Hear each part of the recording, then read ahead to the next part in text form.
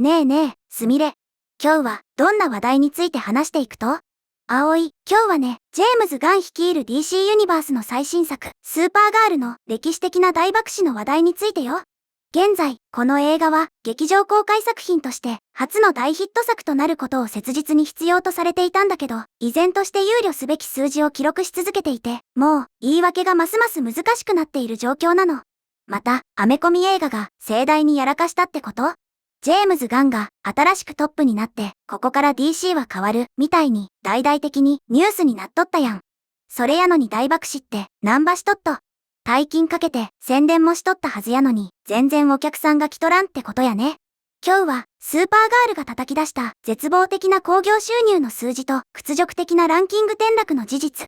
そしてなぜたった100万ドルの低予算映画に1億7000万ドルの超大作が負けてしまったのかについて徹底的に解説していくよ。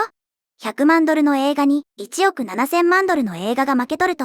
それはもう映画会社の偉い人たちが全員白目向いて倒れるレベルのやらかしばい。一体どうやったらそんな悲惨なことになるんかめっちゃ気になるけん、しっかり聞かせてもろうたい。それじゃあ順番に詳しく見ていくよ。まず、このスーパーガールは予想を大きく下回るスタートを切ったの。そして、現代のスーパーヒーロー映画史上最悪の2週目の興行収入落ちを記録してしまって、わずか公開3週目でランキングの8位まで順位を落としてしまったの。3週目で8位？普通、1億7000万ドルもかけたスーパーヒーロー映画やったら、3週目でもトップ3くらいにはおるもんやないの？それが、一気に8位まで転落って、見事な垂直落下ばい。そうなの。そして、このスーパーガールは、またしても、恥ずべき記録を達成してしまったんだよ。今週末、なんと、9週間も劇場公開されている低予算ホラー映画のオブセッションに首位を奪われたの。はぁ？公開9週目のお化け映画に、公開3週目のスーパーヒーローが負けとると。9週間も経っとったら、もう見たい人は、ほとんど見終わって、映画館の端っこの小さいスクリーンで、細々とやっとるような時期やん。それに負けるって、スーパーガールはお客さんゼロなん。その通りだと言わざるを得ないの。公開9週目のホラー映画が、ワーナーブラザースの1億7000万ドルのスーパーヒーロー大作の興行収入を上回ったんだよ。これは、DC スタジオにとって、非常に厳しい見出しになっているの。そりゃあ厳しいって、レベルや半ばい。170倍のお金をかけて、9週間前のホラー映画に、ボロ負け、なんてニュースに書かれたら、恥ずかしくて外も歩けんばい。で、実際のところ、いくら稼いだと？最新の国内週末興行収入のデータによるとね、スーパーガールは公開3週目の週末に北米でわずか356万ドルしか稼げなかったの。356万ドル。日本円で言ったら5億円ちょっとくらい？ハリウッドの超大作の全米での週末の売り上げがそれだけ？そりゃあ8位に落ちるのも納得たい。国内の興行収入は6670万ドル。そして、海外の興行収入4940万ドルを合わせても、全世界で1億1600万ドルなんだよ。全世界で1億1600万ドルか。でも作るのに1億7000万ドルかかっとるんやろ？それに、世界中で宣伝するお金も考えたら、赤字の桁が恐ろしいことになっとるばい。これらの数字は、ほぼどんな状況下でも失望を招くものなの。ほんの数ヶ月前の期待値を考えると、この結果は特に痛ましいものなんだよ。公開前はもっと稼げるって言われとったん？公開前、多くの業界のプロたちの予測では、スーパーガールの国内興行収入は6000万ドルから7000万ドルの間になると見込まれていたの。より悲観的な、厳しめの予測でも、おおむね4000万ドル台後半になると予想されていたんだよ。つまり、どんなに悪くても4000万ドル台の後半くらいは稼ぐやろうって思われとったんやね。それが蓋を開けてみたら、国内で6670万ドル。あれ？これは、公開からの合計の数字？そう、公開から3週間が経過した時点での合計の国内興行収入が6670万ドルなの。つまり、劇場公開から3週間が経過した時点で、この映画の興行収入は、多くのアナリストが当初の3日間で稼ぐと予想していた額をわずかに上回る程度にとどまっているの。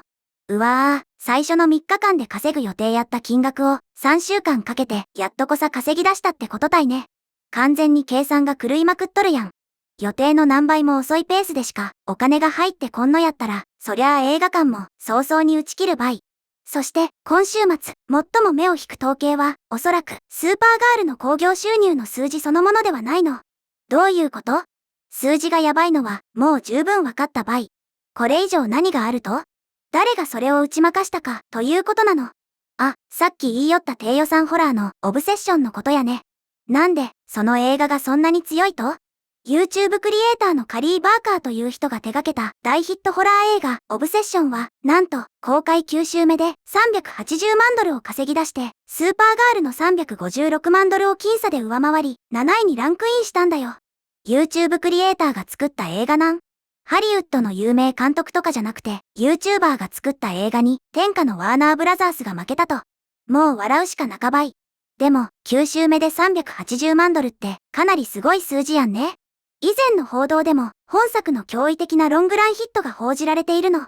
オブセッションは、低予算ホラー映画の通常の興行成績の傾向を何度も覆しているんだよ。ここには、ある種の皮肉があるの。皮肉？まあ、金かければ良いってもんやないってことの証明みたいなもんやね。一方の映画は、公開から3週間で、宣伝費を除いて、約1億7000万ドルの制作費がかかったと報じられているの。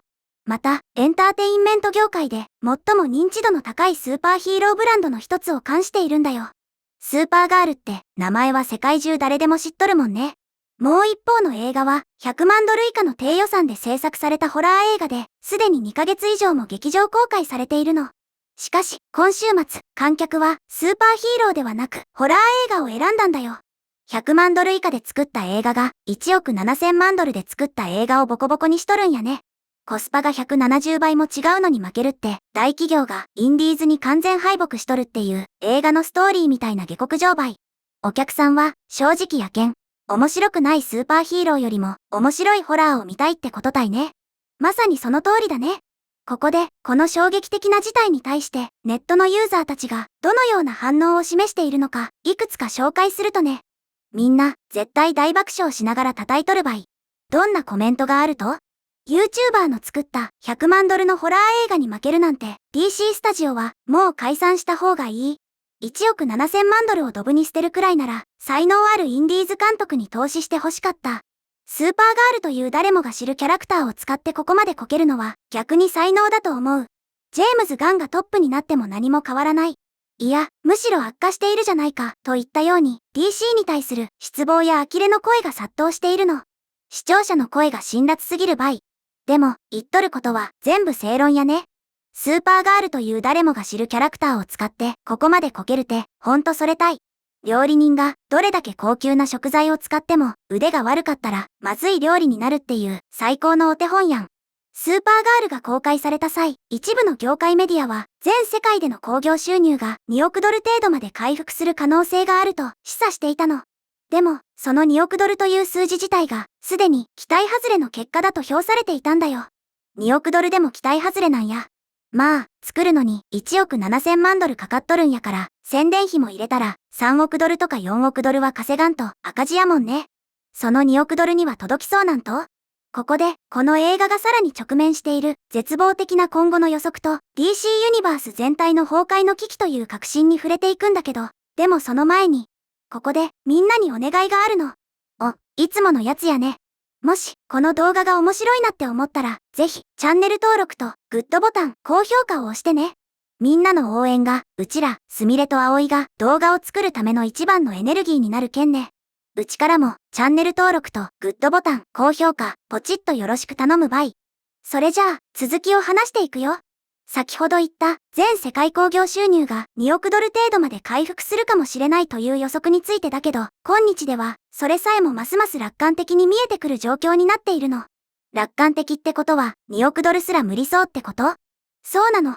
公開から3週間で、全世界興行収入が、わずか1億1600万ドルにとどまっているスーパーガールは、すでに下方修正された目標額の2億ドルに到達するためだけでも、さらに8400万ドルが必要となるの。あと8400万ドルか。週末で350万ドルしか稼げんくなっとるのに、ここから8000万ドル以上稼ぐとか、どう計算しても無理ゲーやん。隕石でも落ちてきて、みんなが映画館に避難してくれない限り、絶対届かんばい。葵の計算通りだよ。現在の軌道から判断すると、全世界で2億ドルどころか、1億5000万ドルを達成することさえ、困難な道のりになりつつあるようだと分析されているの。1億5000万ドルも無理？ってことは、制作費の1億7000万ドルすら回収できずに終わるってこと？映画作ってチケット売れば売るほど大赤字になっとるやん。その最大の原因が2週目の週末に興行収入が急激に落ち込んだことなの。これで映画の勢いは大きく損なわれてしまって、3週目の週末の成績は観客がすでに他の作品に興味を失っていることを示唆しているの。アナリストたちはすでにこの映画の2週目の週末の興行収入の落ち込みが近年のコミック原作映画の中で最悪の部類に入ることを指摘しているんだよ。最悪の部類。アメコミ映画っていっぱい作られとるけど、その中でもワーストレベルの失速ってことたいね。初週に見に行った熱心なファンが、これ面白くないぞってネットで広めたから、一般のお客さんが完全に引いてしまったんやろうね。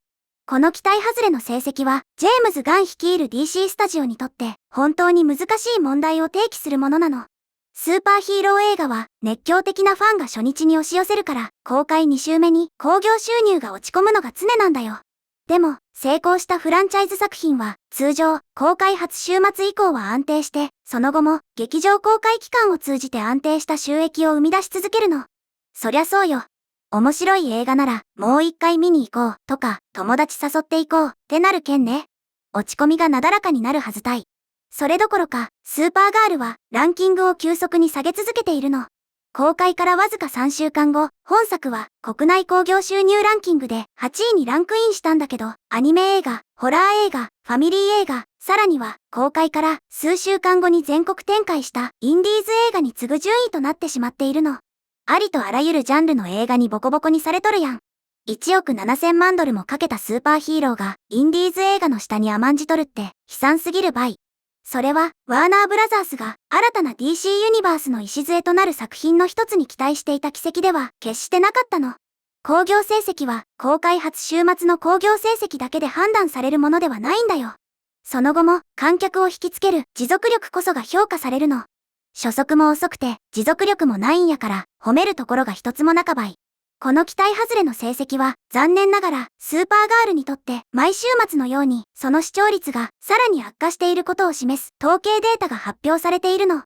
どんなデータなんと？発売前の多くの予想を大きく下回る結果となった。現代のスーパーヒーロー映画としては2週目の興行収入の落ち込みが最悪の部類に入る作品となった。公開3週目にはランキングの8位に転落した。公開9週目のインディーズ系ホラー映画の興行収入に負けてしまったという信じられないほど不名誉な記録のオンパレードになっているの。フルボッコやん。これ試験の成績表やったら親から感動されるレベルのオール1倍。劇場公開作品の興行成績は口コミや話題性で常に予想外の結果をもたらす可能性があるものなんだけど、現状を見る限りスーパーガールは興行成績を大幅に改善する時間が残り少なくなってきているようだと言われているの。もうすぐ上映も打ち切られて、ディズニープラスとかアマプラとかの配信に飛ばされる運命体ね。映画館からしたら、こんな赤字垂れ流しの映画をいつまでも置いときたくないやろうし。現時点では、全世界で1億5000万ドルを達成するだけでも、大きな挑戦となるだろうと結論付けられているの。かつて、一部の業界関係者が物足りない最低目標と見ていた全世界2億ドルという数字は、今やますます手の届かないものになりつつあるんだよ。最低目標すら夢のまた夢になってしまうたんやね。ジェームズ・ガン監督がこれからどうやってこの泥船を立て直すんか、ある意味めっちゃ見物ばい。ファンを喜ばせるような面白い映画を作らんとマジで DC ユニバースの命運が尽きるばいね。ということで今日はスーパーガールの歴史的な大爆死と低予算ホラー映画に敗北したという話題について見てきたけど、みんなはどのように思ったかな？今回の動画の感想は下のコメント欄で教えてね。もしこの動画が役に立ったと思ったら高評価とベルマーク。チャンネル登録まだの方はチャンネル登録もよろしくお願いします。ではまた次回の動画でお会いしましょう。すみれの最新動画は左、おすすめ動画は右です。どちらも見てくれると嬉しいな。